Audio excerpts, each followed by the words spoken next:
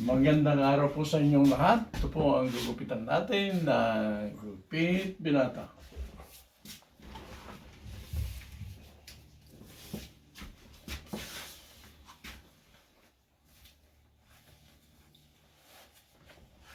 Kaya kung Ang ganda ng weather eh. may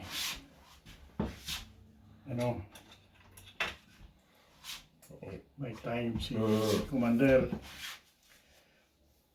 susubukan namin kung Meron talaga. na wala pa. Anong mas maganda? High tide siya o low tide? Sa akin po, kung doon ka sa baba ng tulay, doon sa Kaya di sa may bandang sa, LSK, di ba? mahirap kung high tide kasi hindi gumagalaw yung tubig eh. Steady. So mahirap magsalo. Mas gusto ko Yung yung may flow siya. sinusundan mo yung yung agos. Yung agos niya. Yan. Ngayon, depende sa taas ng high tide, doon sa may tulay, umaagos pa rin kahit high tide. Ganun. So, Testing yung pamangkin ni Mrs. Itong week na ito eh. So, Nagyayaya nga eh. Sabi ko, alam mo naman pagka ganyan summer, busy ang hotel. pag umaagos ang tubig kahit high tide, pero kung na, Akala umagos, ko, mahirap. akala ko magsalo. real yung ano na yun, no pala, mga old post. Yup. Ako pag sumalok, daming laman eh. May kumakatok ba? Wala. Wala. Wala naman sasakyan dumating eh. Okay.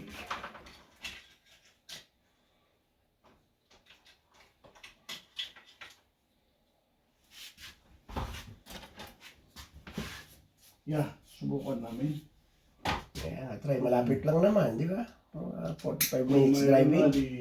Kasi, yun, buti pumunta ka. Pag-umpisa kami sa May 4. May porang... Nasa California kami. Oo, ayun, tama-tama. Kaya nagpagupit ako ngayon. Pagbalik niyo, mahaba na ulit. 15 days. 2 weeks kay California. Sakto. Pagpagupit na ako. Yes. Tama. Saka sa California na pupunta. San Bernardino. Oo. Malayo sa mga kamag-anak ko. Ano lang sila? Cerritos.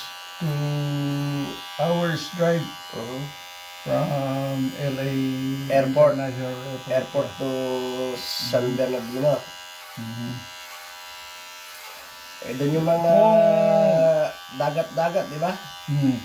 Kung hindi mahal ang bayad sa Ontario, doon kami.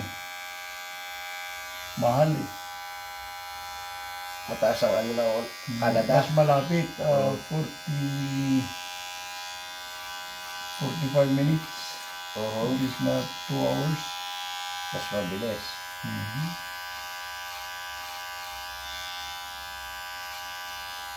So, next time nga, siguro doon na lang.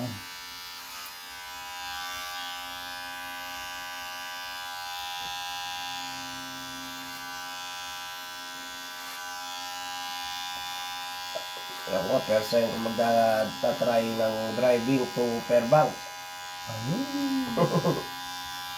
Sabi mo, Minsan, kay kung walang Mrs.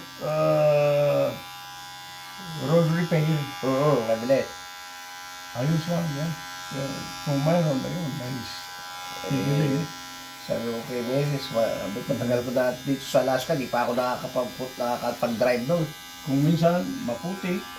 Yeah, patay ang sasakyan. So, magdala kayo ng kung may pangkarwas, itabi mo sa may ilog. Gasan. Pag kumapit yung no? Yung kakabit sa, ano ba yun, yung drill. Yung battery, no? Meron akong ano na, dadalhin ko nga yun. Para hindi dumikit yung putik. Pero, yung bago pa naman namin sasakyan yung dadalhin ko. Nabuti na sabi mo. Eh, baka mga padali namin yung repair, putik doon. Isang magandang pinupuntahan namin doon, yung hot spring. Oo, yung China. So, kasi China. 60 miles doon, isang oras. Na 3 days kami ron eh. Nakakuha ko ng murang hotel namin doon. So, ayos yun.